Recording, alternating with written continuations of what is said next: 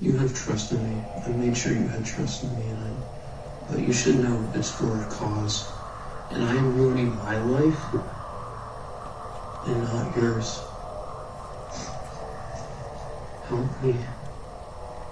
On the surface, they looked like any other suburban family. Hard-working parents, a quiet teenage son, a home in small-town Michigan.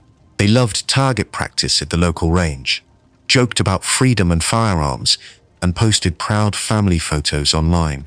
But behind that normality was a ticking clock. 4 days after a new handgun entered the house, their son would walk into his high school and open fire. And for the first time in American history, his parents would be held criminally responsible for what he did. 15-year-old Ethan Crumbley attended Oxford High School in Oakland County. To friends, he was shy but polite, a kid who spent hours drawing and playing games. His parents, James and Jennifer, seemed ordinary, both working, both fond of guns, and both eager to share that culture with their son. On November 26, 2021, the day after Thanksgiving, James purchased a Sig Sauer 9mm pistol from a local store. Surveillance footage later showed Ethan beside him. Prosecutors said the gun was intended as a Christmas gift for Ethan. That same weekend, Jennifer took her son to a shooting range. A social media post from her account showed the weapon with the caption, "In the days that followed, Ethan's behavior grew darker. Teachers noticed him watching videos of bullets online during class. He sketched disturbing images, figures bleeding, guns firing, words scrawled beside them. The thoughts won't stop. Help me." The school contacted his parents. Jennifer's reply to her son was a text message. "LOL, I'm not mad at you. You have to learn not to get caught." November 30th began like any other Tuesday. Ethan rode to school with his father. Around 10 a.m., a teacher found another violent drawing on his desk. Bullets, a wounded person. Counselors called James and Jennifer for an emergency meeting. They were told their son needed immediate mental health help and that they should take him home. Both refused, saying they had to return to work. The school, unable to force the issue, allowed Ethan back to class. No one searched his backpack. Inside was the Sig Sauer pistol. At 12:51 p.m., he walked into a hallway and began firing. 4 students were killed. Tate Meyer, Madison Baldwin, Hannah St. Juliana, and Justin Schilling. 7 others were wounded before police captured him within minutes. When news of the shooting broke, Jennifer texted Ethan, "Ethan, don't do it." Moments later, she texted her husband, "Ethan might be the shooter." James drove home, found the gun missing, and called 911. Investigators quickly connected the dots. An unlocked drawer where the pistol had been kept, ammunition bought by Jennifer, and a string of ignored warning signs. In Ethan's journal found at the scene, he wrote that his parents wouldn't listen when he told them he needed help. Oakland County prosecutors took an unprecedented step. They charged both James and Jennifer Crumbley with 4 counts each of involuntary manslaughter, arguing their negligence directly enabled the attack. It was the first time in U.S. history that parents faced such charges for their child's school shooting. The trials were separate, but equally intense. In court, prosecutors presented surveillance footage, text messages, and school emails showing a pattern of warnings ignored. They argued that the Crumbleys knew their son was spiraling, bought him a gun anyway, failed to secure it, and then refused to intervene when confronted at school. The defense maintained they were being turned into scapegoats for their son's unimaginable act. In February 2024, Jennifer Crumbley was found guilty on all 4 counts. 2 months later, James Crumbley was convicted of the same charges. Both were sentenced to serve up to 15 years in prison, with eligibility for parole after 10. The judge called their conduct a tragic example of reckless disregard for human life. Ethan Crumbley, who pleaded guilty in October 2022 to 24 charges including first-degree murder and terrorism, was sentenced in December 2023 to life in prison without the possibility of parole, plus 24 additional years. Born in April 26, he is now 20 years old and incarcerated in Michigan. The Crumbley verdicts made legal history. They sent a message to gun-owning parents nationwide. Responsibility doesn't end at the gun counter. Proof that negligence would no longer hide behind "we didn't know." But to the families of the 4 students who never came home, it was a measure of justice in a system that so often stops short. Today, as of November 2025, James and Jennifer Crumbley remain in separate Michigan state prisons. Their son sits in another facility less than an hour away, each wearing prison uniforms, each serving time for a crime that changed how the nation views parental responsibility forever. If Bonnie and Clyde had lived long enough to raise a child, they might have looked like Sante and Kenneth Kimes. But this family didn't rob banks or die in a blaze of bullets.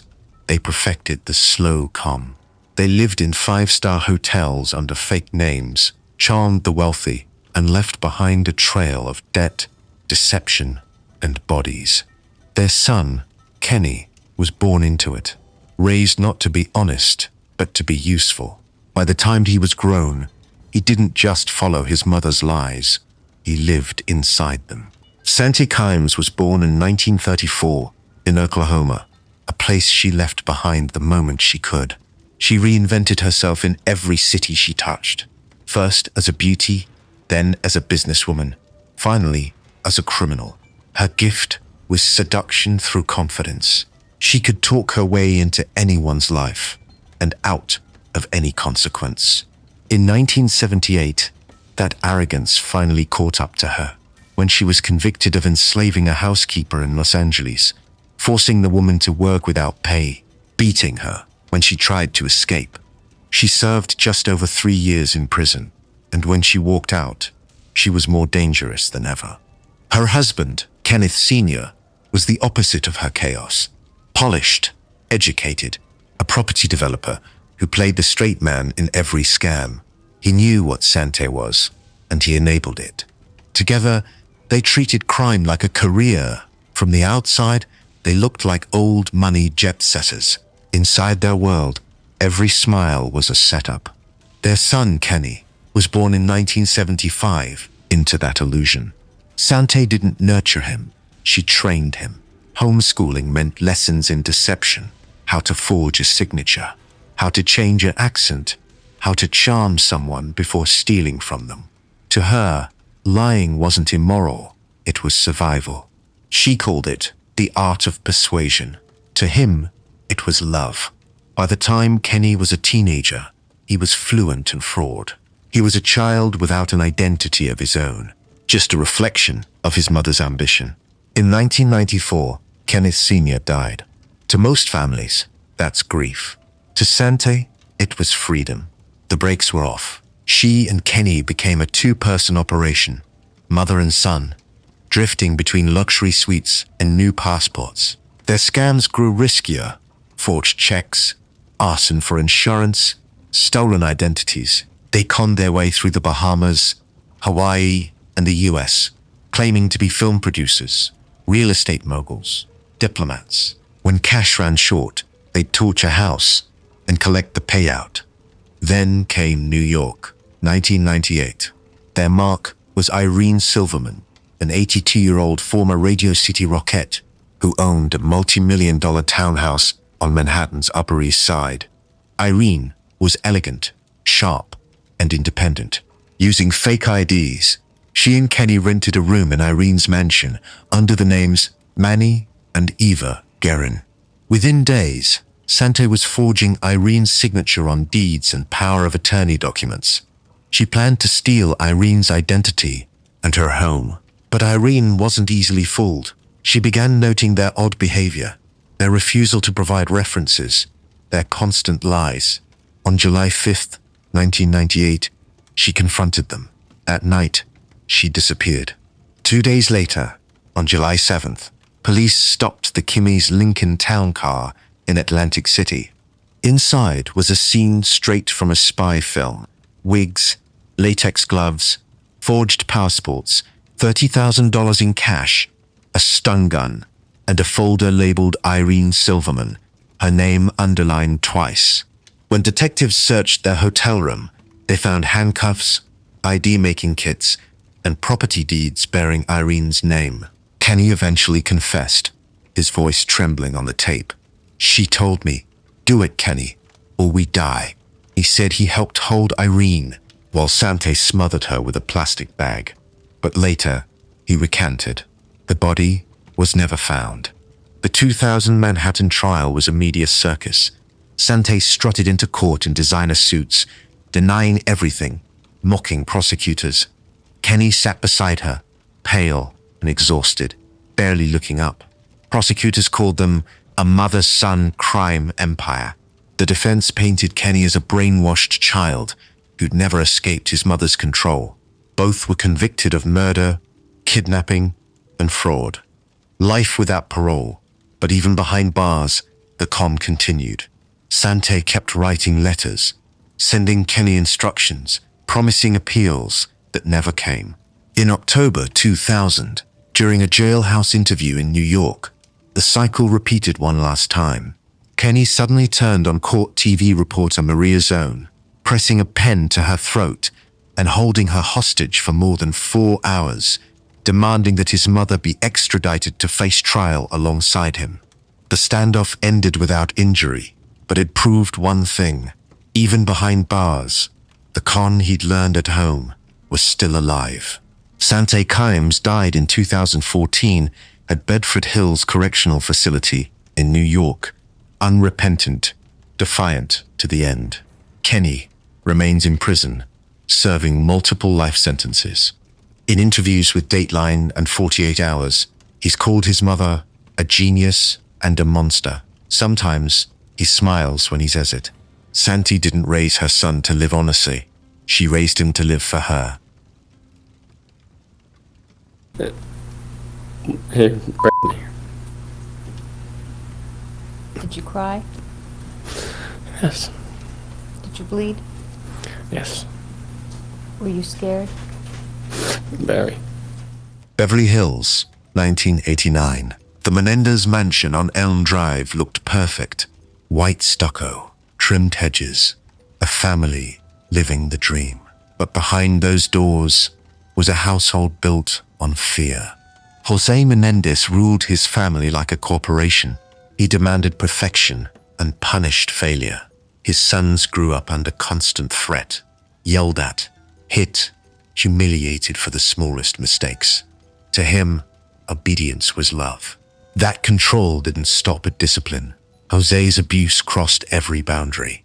He sexually assaulted Eric for years, behind the facade of a perfect home. The brothers lived in quiet terror. Eric sleeping with a knife under his pillow. Lyle planning to run away but never daring. Their mother, Kitty, was trapped in her own collapse. Once a pageant beauty, she'd become addicted to pills and alcohol. Kitty drank to forget what was happening in the house and to avoid admitting she'd allowed it. By 1989, the pressure was unbearable. The brothers believed their father was planning to kill them after they confronted him about the abuse. Whether that fear was justified or not, it became the final fuse. On the night of August 20th, 1989, Jose and Kitty were watching television in the den. Lyle and Eric entered the room with two 12-gauge shotguns they'd purchased days earlier in San Diego. Moments later, both parents were dead. The alarm was off. No forced entry. The killers were family. Detectives first chased the mob hit theory. Jose's business world was cutthroat enough to make it plausible, but it fell apart fast. What didn't fall apart were the brothers' spending sprees. Within weeks, they bought Rolexes, designer clothes, luxury trips, even a restaurant in Princeton. Within months, they burned through about $700,000. Grief didn't look like this. When questioned, the brothers claimed they'd been at the movies that night. They cried at the funeral, but off camera, they laughed, partied, and shopped. Still, there wasn't enough to arrest them until the truth surfaced in the most unlikely place. The confession didn't come from police work, it came from therapy. Eric, guilt-ridden and unraveling, confessed to psychologist Dr. Jerome Oziel. Oziel secretly recorded the sessions. When his mistress, Judalon Smith, learned about the tapes, She took them to police. In March 1990, both brothers were arrested. The trials that followed split the country. Prosecutors said it was simple greed. A pair of spoiled heirs who killed for a $14 million inheritance. The defense argued it was survival after years of violence and sexual assault. In court, the brothers described a life that sounded more like captivity than privilege. Kitty's silence made it worse. She medicated herself until she was a ghost, drifting through a house full of secrets. Leslie Abramson, the defense attorney, told the jury it was kill or be killed. The prosecution counted with precision. 2 shotguns bought in San Diego. The alarm turned off, reloading between volleys. Assistant District Attorney Pamela Bozinick told jurors they weren't defending themselves. They were eliminating obstacles. The first trial, televised across the nation, ended in a deadlock. 2 separate juries, one for each brother, both hung, divided between sympathy and outrage. The second trial, closed to cameras and stripped of most abuse evidence, ended differently.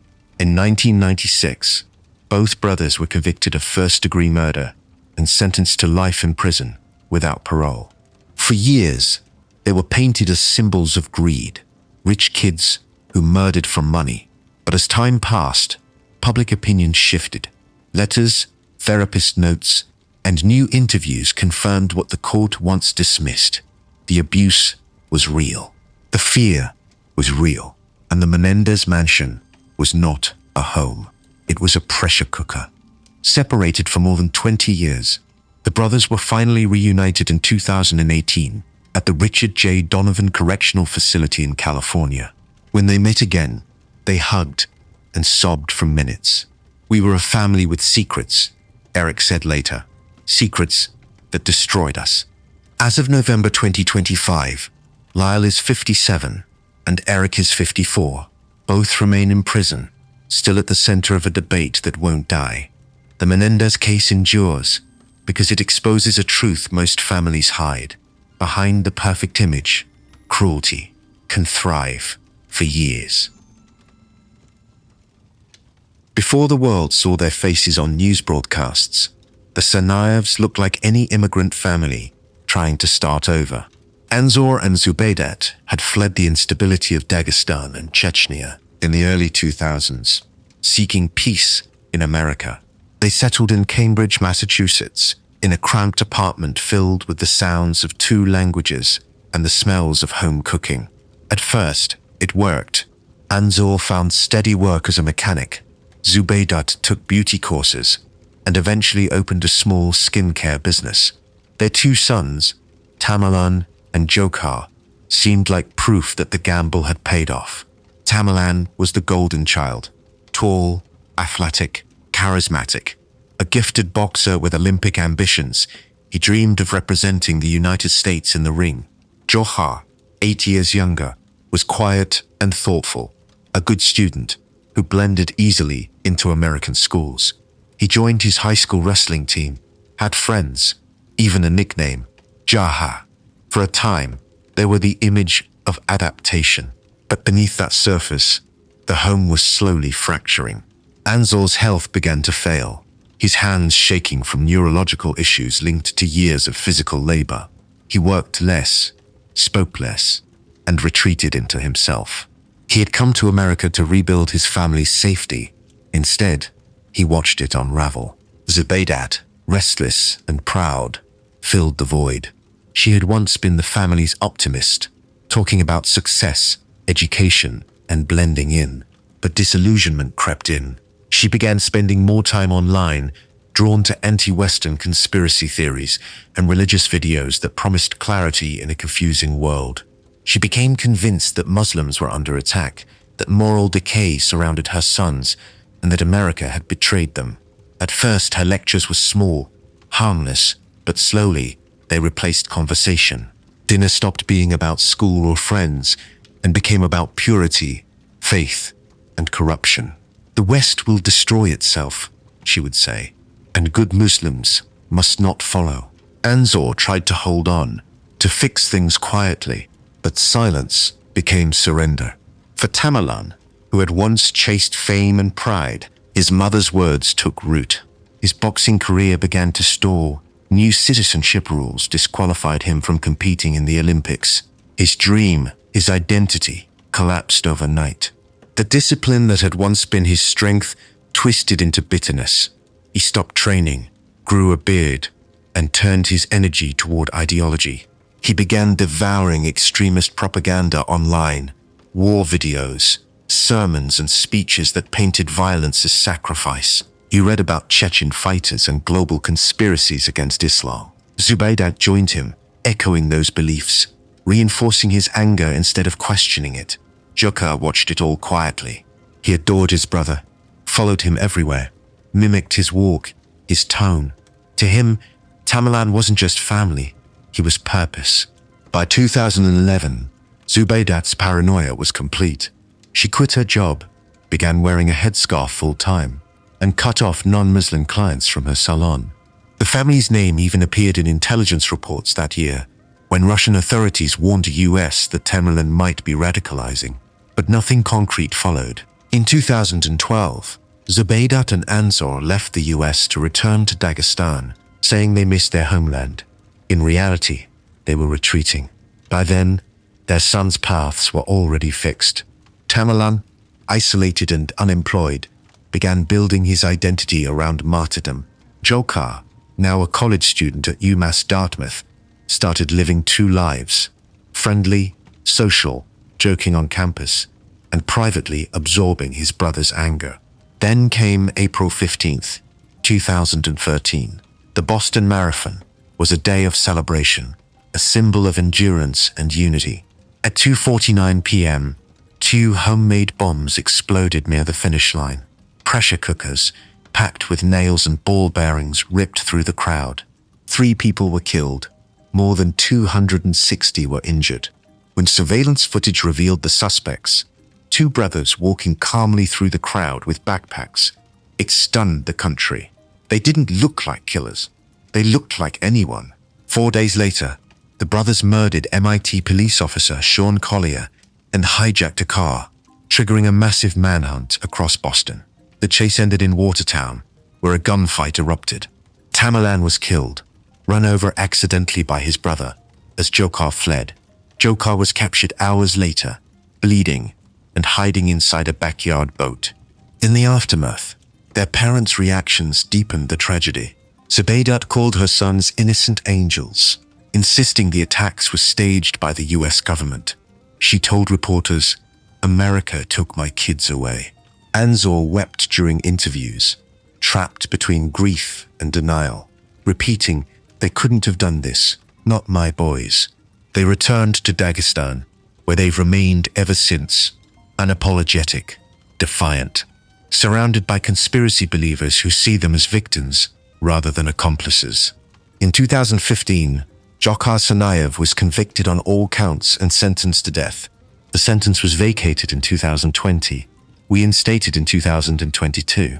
Now 31, he remains imprisoned at ADX Florence in Colorado, the country's highest security prison.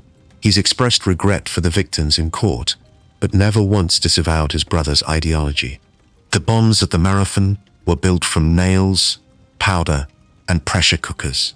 But the real explosion started years earlier, around that Cambridge dinner table, when faith turned to fury and love turned to obedience. Few names in American crime echo like Ed Gein's. His story has inspired Psycho, the Texas Chainsaw Massacre, and The Silence of the Lambs. But long before Hollywood made him a monster, he was a quiet farm boy from Plainfield, Wisconsin, raised by a father who drank and a mother who preached damnation. The horror didn't start in his barn. It started at his dinner table. George Gein was a failure by every measure, an alcoholic who drifted from one job to another, unable to keep a farm, a business, or his temper. He spent nights in a haze of whiskey and anger. His wife, Augusta, was his opposite, domineering, fanatically religious, and convinced the outside world was rotten with sin. Her voice ruled the household, and her Bible was law.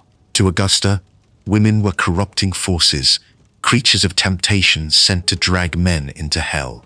Every night, she gathered her two sons, Henry and Ed, to read scripture about judgment, death, and divine punishment. She warned them that every woman, except herself, was an agent of the devil. For Ed, her approval became oxygen. He adored her absolutely. Henry, the older brother, saw it for what it was, a prison. As he got older, he started pushing back, questioning Augusta's control, even warning Ed that their mother's grip was poisonous. But Ed refused to hear it. To him, Augusta wasn't just his mother, she was God. George died in 1940, freeing Augusta from any challenge to her authority. The family's isolation deepened. When Henry started seeing a local woman and openly criticizing Augusta, the tension exploded. In May 1944, a brush fire broke out on their property. When firefighters arrived, Ed claimed he'd lost track of his brother. Later that night, they found Henry's body, face down, unburned, with strange bruises on his head. The coroner ruled it accidental. Plainfield didn't believe it. After Henry's death, Augusta's control over Ed became absolute. She had her perfect disciple. But that arrangement lasted only a year. In December 1945, Augusta suffered a stroke and died. For Ed, it was the end of the world.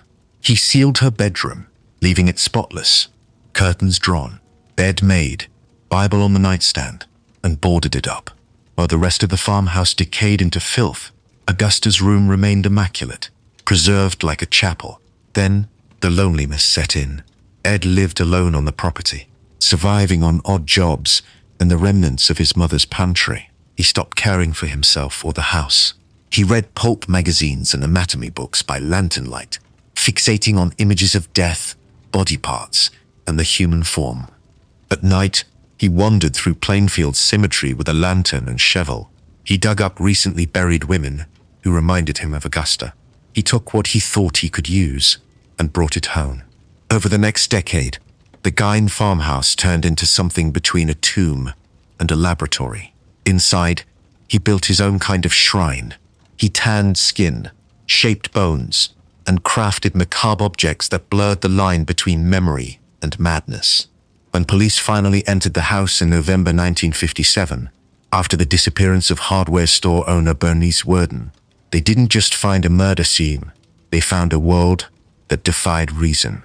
In the kitchen hung Bernice's body, but what stopped the officers cold was everything else. Furniture upholstered in human skin, bowls carved from skulls, displayed like trophies. In drawers, they found painted organs, jewelry made from bones, and boxes of female genitals. Under questioning, Ed spoke calmly. He admitted to killing Bernice Worden and another woman, Mary Hogan, years earlier. The rest, he said, came from the graveyard. When detectives asked him why, his answer froze them. "I was making a woman suit," he said, "so I could become my mother, to feel her near me, to keep her alive through me." That one sentence explained everything. Psychiatrists later called it a case of arrested development. A man emotionally frozen in childhood, unable to separate love from obedience, guilt from worship. Declared legally insane, Ed Gein was committed to Central State Hospital for the criminally insane and later transferred to Mendota Mental Health Institute.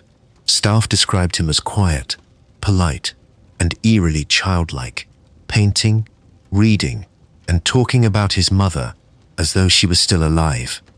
He died in 1984 at the age of 77, buried in Plainfield Cemetery beside George and Augusta, the same ground where he had once dug up the dead. His grave marker was stolen years later and never replaced. The Gein farmhouse, the setting of so much darkness, was burned to the ground by locals not long after his arrest. All that remains are photographs, police reports, and the stories that grew from them. When the FBI first sat Henry Lee Lucas down and asked how many people he'd killed, he smiled and said, hundreds, maybe 1,000. The number would change constantly, an ever-growing lie from a man who couldn't stop lying. But what never changed was this. Before Henry Lee Lucas became one of America's most notorious and confusing killers, he was a child raised in a home that could have invented the word hell. Henry was born in August 1936 in Blacksburg, Virginia, the youngest of 9 children in a shack without electricity or plumbing. His father, Anderson No Legs Lucas, was a former railroad worker who lost both legs in a train accident and turned to bootlegging and alcohol to dull the pain. His mother, Viola, was a violent, abusive sex worker who ruled the home through humiliation and fists. From the moment Henry could walk, she was teaching him that cruelty was love and shame was survival. Viola worked the streets of town and often brought her clients home. She made no effort to hide her work from her children. In fact, she forced them to witness it. When they looked away, she beat them.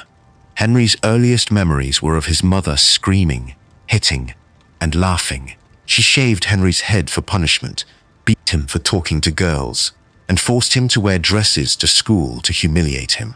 He often smelled of alcohol from his home. The other children called him freak and dirty boy. By 10, Henry had started running away, surviving on scraps and sleeping in barns. His father occasionally tried to protect him, but Anderson's disability left him powerless. In one bitter winter, he froze to death after passing out drunk outside their shack. Henry found his body the next morning. Viola didn't cry. She just cursed him for leaving her alone. With his father gone, Viola tightened her grip on her son. When Henry injured his eye in a fight with his brother, Viola refused medical help. The infection spread until he lost the eye completely. By his teens, Henry was drinking, stealing, and wandering. He was arrested for burglary, escaped from juvenile detention, and was eventually sent to reform school. It was there, he said, that he learned 2 things. Violence gets respect, and nobody saves you but yourself. When he returned home, nothing had changed. Viola was older, but no less cruel. In January 1960, everything came to a head. Henry, then 23, was living with Viola again, in a decaying cabin in Michigan. They fought constantly about his drinking, his girlfriends, and her control over him. One night, the argument turned deadly. Viola attacked him with a broom after he brought another woman home. Henry grabbed a knife and stabbed her in the neck. He later claimed he didn't remember doing it, only that he saw her fall and realized he was finally free. When police arrived, Henry confessed immediately. "I guess I'm glad," he told them. "She's not hitting me anymore." He was convicted of second-degree murder and sentenced to 20 to 40 years in prison. But this is where the story takes one of its strangest turns. Henry served only 10 years before being released for good behavior in 1970. Once out, he drifted across the South, working odd jobs, stealing cars, and meeting a man who would change his path forever. Otis Toole, another violent drifter with a background almost as miserable as his own. They became inseparable, drinking, stealing, trading stories about death and revenge, until those stories blurred with reality. Toole encouraged him. Henry exaggerated. Soon, the talk turned into confessions, hundreds of them.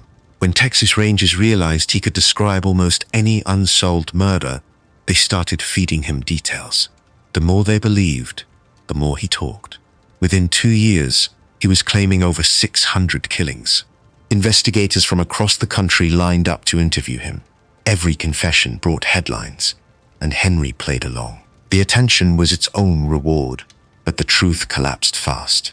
Forensic tests proved most of his stories were impossible. Places he'd never been, dates that didn't match. The legend of America's most prolific killer turned out to be a mix of lies, guesswork, and a lonely man who finally found people willing to listen. Even after the myth fell apart, some of his crimes were real. In 1983, Henry was convicted of killing Kate Rich and Becky Powell, Otis Toole's teenage niece. He later led police to their remains. Then came another case, the murder of an unidentified woman known only as Orange Socks. He was sentenced to death for that one. Years later, DNA evidence cleared him. In 1998, Texas Governor George W. Bush commuted his sentence to life in prison. By then, Henry's credibility had collapsed completely. The task force built around his false confessions was disbanded, and dozens of cases were reopened. Inside prison, he faded into obscurity. He painted, read the Bible, and gave interviews that swung between remorse and defiance. He admitted that most of his murders were fabrications, but he never took back the one that mattered most, the killing of his mother. Henry Lee Lucas died of heart failure in 2001 at the age of 64, still serving a life sentence in a Texas prison. In the end, the story of Henry Lee Lucas isn't about how many people he killed.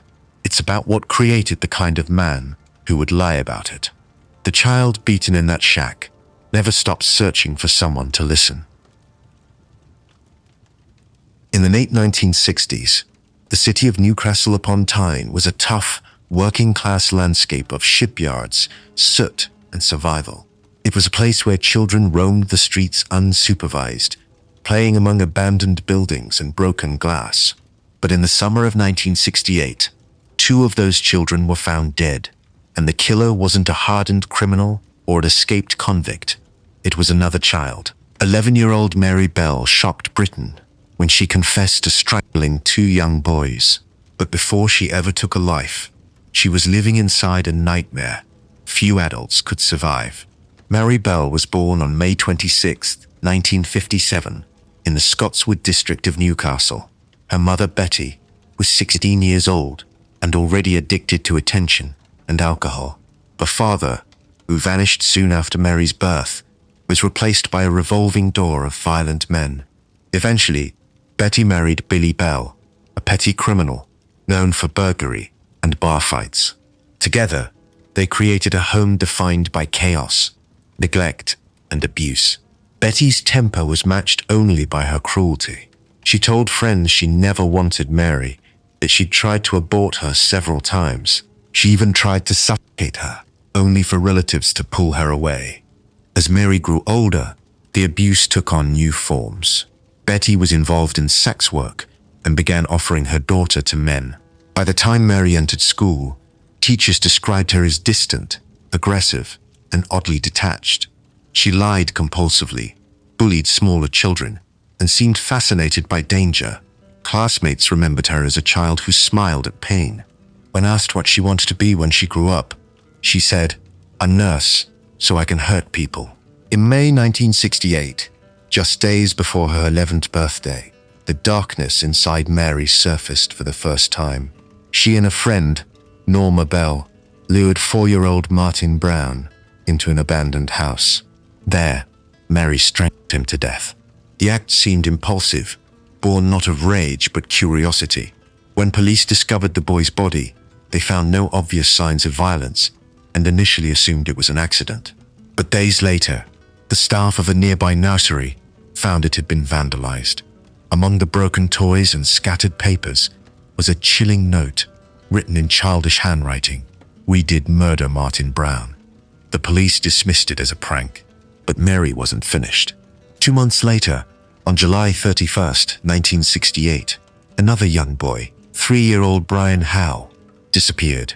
His body was found in an empty lot, strangled, with scissors used to mutilate his hair and scratch an M into his stomach. This time, the investigation intensified. Police interviewed dozens of children, including Mary and Norma. When detectives questioned Mary, her answers were unnervingly calm. She smiled as she described seeing Brian with another child who might have had a pair of scissors. When she mentioned a detail about the scissors before it had been made public, investigators realized she was speaking from experience, not hearsay. Soon after, both Mary and Norma were arrested. In custody, Mary showed no remorse. She told police, "That's all right by me," when they explained the charges. She even accused Norma of being the killer, calling her a liar and a baby. But witnesses, other children, came forward saying Mary had confessed privately. During trial, Psychologists described her as intelligent but deeply disturbed, with classic symptoms of psychopathy rooted in chronic abuse. But as the trial unfolded, another picture emerged: a child who had never been protected, only punished. The jury found Mary guilty of manslaughter on the grounds of diminished responsibility. The judge called her case extraordinary and tragic, noting that her violent upbringing had shaped her in ways few could imagine. Norma, seen as a follower, was acquitted. Mary was sentenced to detention at Her Majesty's pleasure, an indefinite term in a secure facility. While incarcerated, Mary began receiving therapy for the first time in her life. Over the years, psychiatrists documented her progress, noting flashes of empathy and remorse. She learned to read properly, studied art, and began to reflect on her crimes. By her 20s, she was transferred to open prison and later released in 1980, at the age of 23. Her release sparked outrage in the press. Britain's tabloids stalked her relentlessly, publishing her new identity and forcing her into hiding. In 2003, a court granted lifelong anonymity to Mary and her daughter, allowing them to live under assumed names. It was a rare acknowledgement that Mary Bell, though responsible for 2 horrific deaths, was also a product of horrors she never chose. Today, as of November 2025, Mary Bell would be 68 years old. She lives quietly in an undisclosed location in the United Kingdom. People in this day and age are brainwashed and programmed like a computer at being nothing more than puppets. This nation, this country is founded in violence. Madness is something rare in individuals, but in groups, people, and ages, it is a rule. You admit to being evil, Richard? We are all evil in some form or another, are we not? He was called the Night Stalker, a name that would burn itself into California's memory. Between 1984 and 1985, Richard Ramirez terrorized Los Angeles and San Francisco with a series of home invasion murders that blended brutality, sadism, and satanic obsession. But before the headlines, before the pentagrams and panic, there was a child in El Paso, Texas, raised in a house where violence wasn't punished, it was practiced. Richard wasn't born a monster. He was taught to admire one. Richard Ramirez was born on February 29th, 1960, the youngest of 5 children to Julian and Mercedes Ramirez. His father, Julian, was a strict, volatile man who had emigrated from Mexico and worked long hours for the Santa Fe Railroad. He believed in discipline through fear. Neighbors recalled hearing his rages echo through their modest home, a mix of shouting and the sound of a belt cutting the air. Mercedes, a soft-spoken woman, tried to keep the peace, but she lived her own kind of suffering. During her pregnancies, she worked in a boot factory, inhaling toxic fumes that may have damaged her children's health. By the time Richard was born, the family was already struggling, financially, emotionally, and spiritually. Richard's early years were marked by injury and instability. When he was 2, a dresser fell on his head, knocking him unconscious. When he was 5, he was struck by a swing and suffered another severe head injury, after which he began experiencing seizures. These blows, coupled with chronic neglect, shaped a boy who grew up confused, detached, and prone to violent daydreams. His siblings called him Richie, but none of them realized how different he was becoming. At home, Julian's temper ruled. He beat his sons for smallest infractions. Richard would often sleep in cemeteries or on friends' porches to avoid his father's wrath. But if home was chaos, school offered no refuge. He was quiet, withdrawn, and bullied. By his early teens, he'd found a new mentor, someone who would shape him far more than his parents ever did. His older cousin Miguel, known as Mike. Mike was a decorated Green Beret veteran who had returned from the Vietnam War with trophies that weren't medals, they were photographs. Mike proudly showed Richard Polaroids of Vietnamese women he'd assaulted and killed, bragging about his power over them. For a 12-year-old boy already steeped in fear and violence, those images became lessons. Richard idolized Mike. He saw in him a model of strength, dominance, and freedom. Then came the defining moment. One night, after an argument with his wife, Mike pulled a gun from his waistband and shot her in the face, right in front of Richard. Mike was arrested, found insane, and institutionalized, but the damage was done. After that night, whatever innocence Richard had left was gone. His fascination with death turned into obsession. He began breaking into houses, stealing, and experimenting with drugs. At school, teachers described him as polite but empty, as if his emotions had been switched off. He dropped out by age 17 and drifted west, eventually landing in Los Angeles. During the next few years, Richard's transformation accelerated. He lived on the streets, using cocaine daily, sleeping in cars, and committing burglaries to survive. He also began studying books about Satanism and the occult. The violent religion of fear he'd learned from his father and cousin evolved into something darker, a belief that evil itself was power. By 1984, that belief became action. Richard Ramirez began breaking into homes late at night, attacking at random. His crimes defied logic. Victims ranged from elderly women to young couples, poor neighborhoods to rich ones.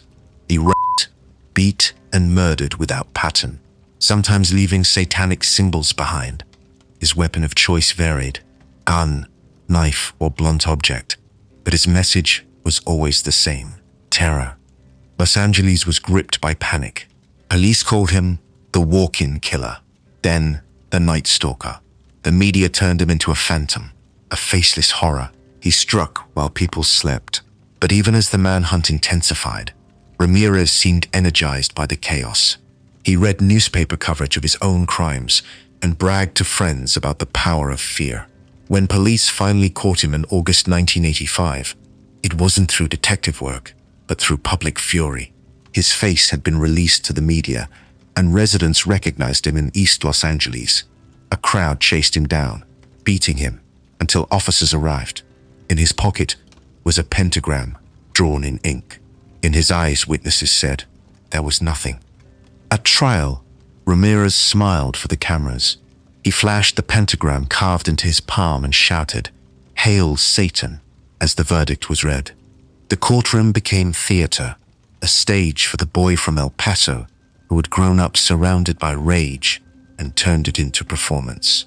He was convicted of 13 murders, 5 attempted murders, and 11 sexual assaults. In 1989, he was sentenced to death. His response? Big deal. Death always went with the territory. While his crimes defined him in the public imagination, those who studied his life saw the roots much earlier, long before California, long before Satan. The pattern began in that small Texas home: a father who confused control with love, a mother too weary to fight back, and a cousin who taught him that killing could make a man powerful. Richard Ramirez spent more than 2 decades on death row at San Quentin State Prison. There, he remained a cult figure, receiving fan mail, marriage proposals, and media attention until his death from lymphoma in 2013 at the age of 53. Even in his final interviews, he expressed no remorse. The Night Stalker wasn't born in a satanic ritual or a Los Angeles alley. He was born in a small house in El Paso, under the watch of a father who shouted, a mother who prayed, and a cousin who laughed as he killed. And by the time California met him, the transformation was already complete. I'm mad. This is how you act when you are out of control. I don't want to ever see my mother have to go through this again. Never, Jeffrey. Jeffrey, I hate you, motherfucker. I hate you. This is out of control. When people hear the name Jeffrey Dahmer, they think of the grisly details, the freezer, the photographs, the unimaginable crimes. But long before he became one of history's most infamous serial killers, Jeffrey Dahmer was a quiet, lonely boy growing up in a small Ohio town. His parents, Lionel and Joyce Dahmer, weren't killers. They were ordinary people trapped in an extraordinary disaster, a marriage collapsing under mental illness, resentment, and denial. Together, They created an environment that didn't excuse what their son became, but helps explain how the silence around him grew so deadly. Jeffrey Dahmer was born on May 21st, 1960, in Milwaukee, Wisconsin. From the beginning, their household was a study in contradiction. Lionel, a hard-working chemistry student, was serious and meticulous, a man who believed every problem could be solved with logic. Joyce, by contrast, was emotional, volatile, and plagued by mental health issues, including depression and anxiety. She was also addicted to prescription drugs, which she took obsessively throughout her pregnancy. When Jeffrey was born, Joyce reportedly spent long stretches bedridden, leaving him unattended for hours. Lionel later admitted he was rarely home, consumed by graduate school and work. The result was a baby raised largely in emotional isolation. Family friends recalled that Jeffrey was quiet, polite, and almost painfully shy. He didn't cry much. He didn't demand attention. Even as a toddler, he seemed to live behind a wall no one could reach. In 1966, the Dahmers moved to Bath Township, Ohio, where Lionel took a new job as a chemist. From the outside, they were a typical suburban family. Nice house, manicured lawn, 2 sons. Inside, the air was thick with tension. Joyce's depression deepened, and arguments between the couple became daily events. She accused Lionel of neglect. He accused her of hysteria. Jeffrey, sitting silently in his room, heard every word. From an early age, Jeffrey developed a fascination with death. While other children collected baseball cards, he collected roadkill. He would bike around rural roads, pick up dead animals, and dissect them in a shed behind the house. Lionel, the scientist, initially thought it was curiosity, perhaps even a sign of future academic promise. But there was something different about the way Jeffrey looked at the bodies. For him, they weren't objects of study. They were a source of control. At school, Jeffrey was socially invisible. Teachers described him as withdrawn, emotionless, present, but not there. His parents' fights grew worse, and Joyce's mental health deteriorated further. She once attempted suicide, an event Jeffrey quietly witnessed. Around this time, he began drinking heavily, sneaking beer and liquor into class. By 16, he was an alcoholic. No one stopped him. In 1978, the family finally broke apart. Lionel moved out temporarily, and Joyce, unable to cope, left home with Jeffrey's younger brother, leaving 17-year-old Jeffrey alone in the house. Just weeks later, he committed his first murder. He picked up a hitchhiker named Stephen Hicks, brought him home, and killed him with a dumbbell after an argument. He later dismembered the body and buried it in the backyard. When police later asked him why, Dahmer simply said, "I didn't want him to leave." That sentence encapsulated everything about his psychological decline: abandonment, control, and the desperate need to keep others from disappearing, like his family had. For the next decade, Dahmer lived between the cracks of society, arrested for indecent exposure, fired from jobs, and discharged from the military for drinking. Lionel tried to help, paying for rehab and urging him to straighten out. Joyce, meanwhile, moved to California and cut off contact.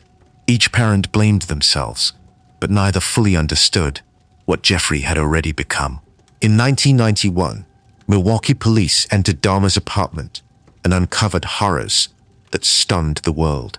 Human remains, preserved organs. 14 young men had been murdered, their deaths marked by ritual, obsession, and detachment.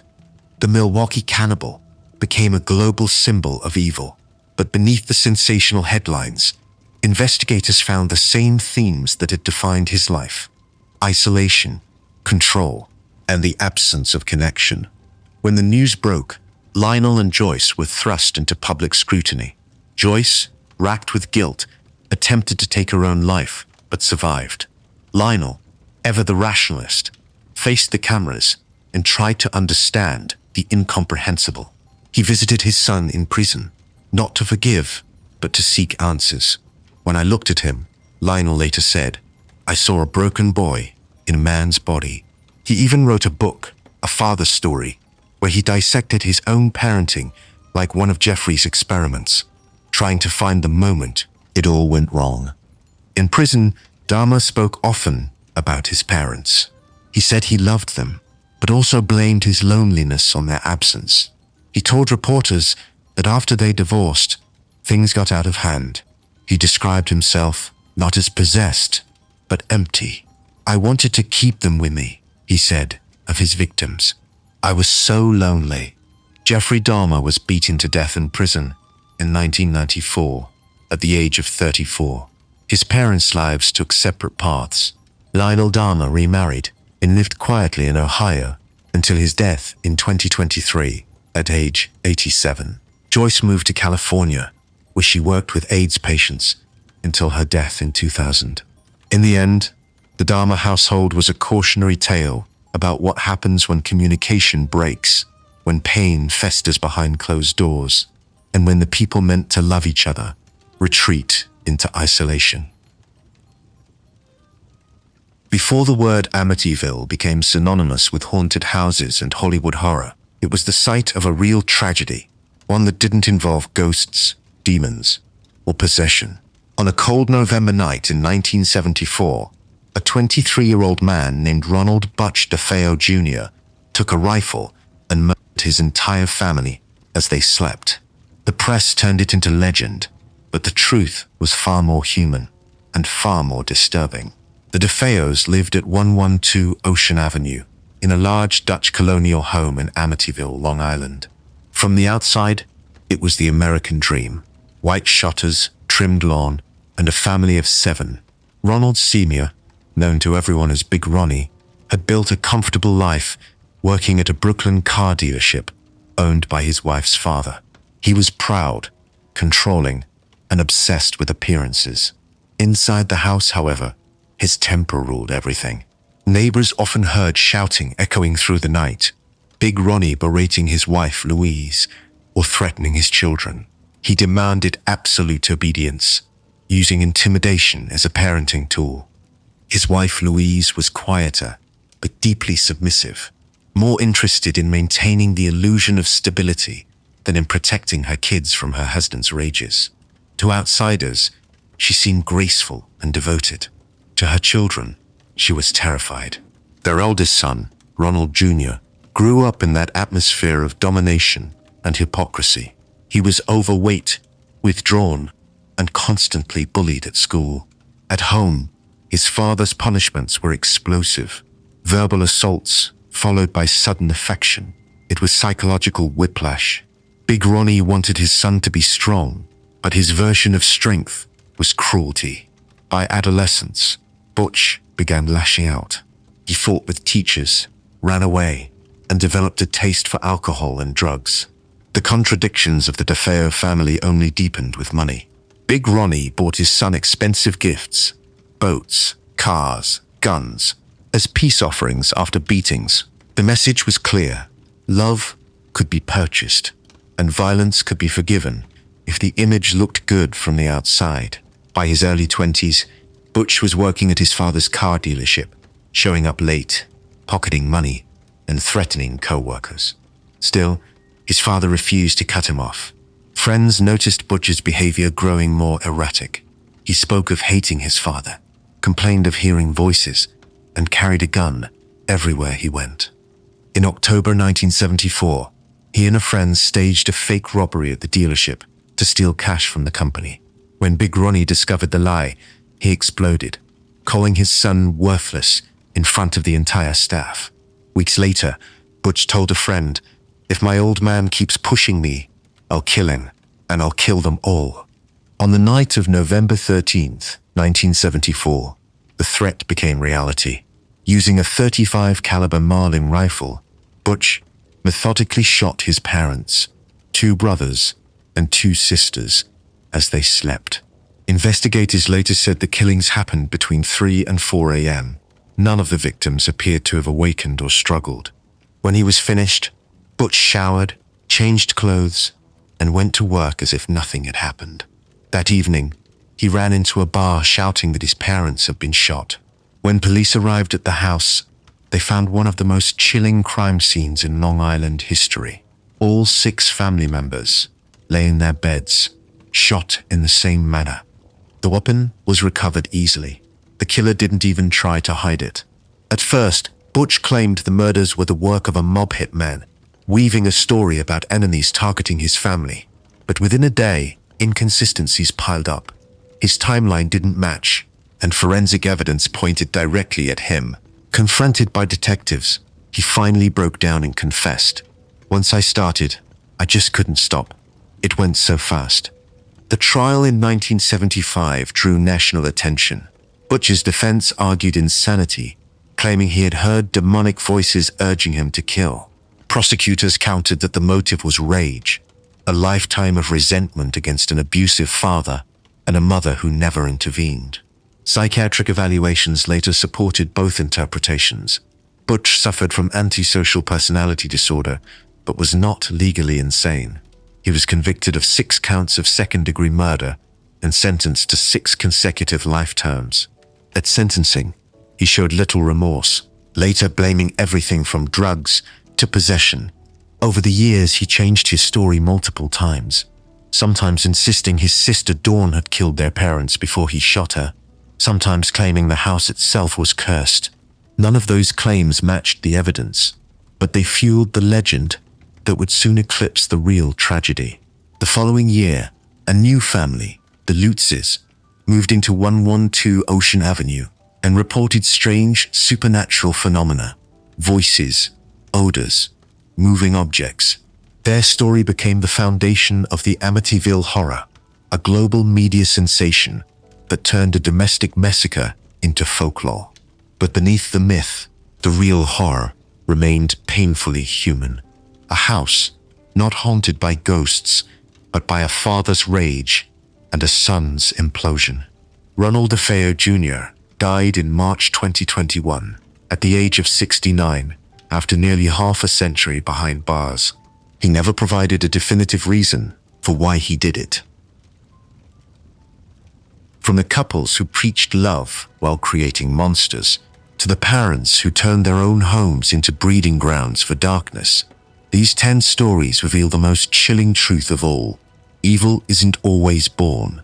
Sometimes it's raised. They were partners in life, and together, they forged killers in their image. Their children became the living proof that nurture can be just as deadly as nature.